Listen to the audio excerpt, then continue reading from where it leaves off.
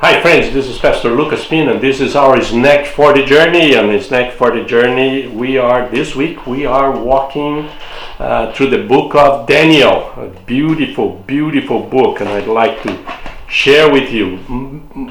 There's so many stories, beautiful stories, and I'd like to encourage you to read the book. Read the book. There's visions, there's prophecies, prayers, messages, and challenges for the Christian life. There's a little bit of everything, and it's a beautiful book, and I'd like to encourage you to read that book. And today I'm going to share just a verse. It's a part of a story, but just a verse of Daniel chapter 2, because it's based on the dream of Nebuchadnezzar. Nebuchadnezzar, the king, the one that destroyed the temple in Jerusalem, destroyed Jerusalem, and he had a dream, and nobody could interpret the dream. And Daniel was able to do it, to interpret the dream. So this is what Daniel said to Nebuchadnezzar, chapter 2, verse 21. And he's talking about God, the God that can interpret the dream, that gives wisdom and power. And verse 21 he says, He changed times and seasons. He sets up kings and deposes them. He gives wisdom to the wise and knowledge to the discerning. And I'd like, we are in a facing worldwide political upheaval. It's shaking the politics and politicians and leadership in the world. It's so scary now, because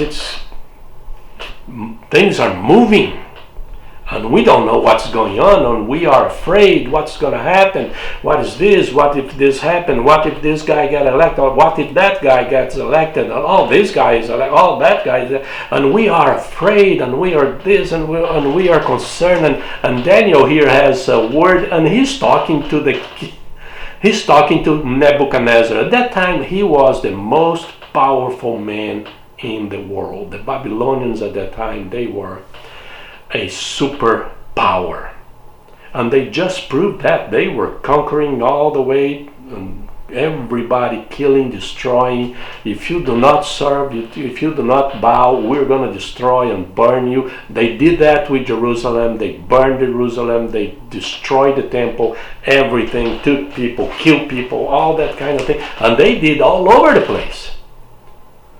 So Daniel here is talking to the king, Nebuchadnezzar, and he says this about God. He said, you think that you are a God, you think that you are the king, you think that you are the powerful one. I have news for you.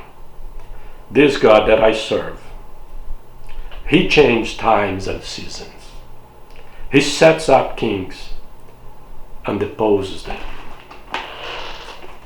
There is nothing in this world that can happen without the authorization from God. This is what Daniel is saying here.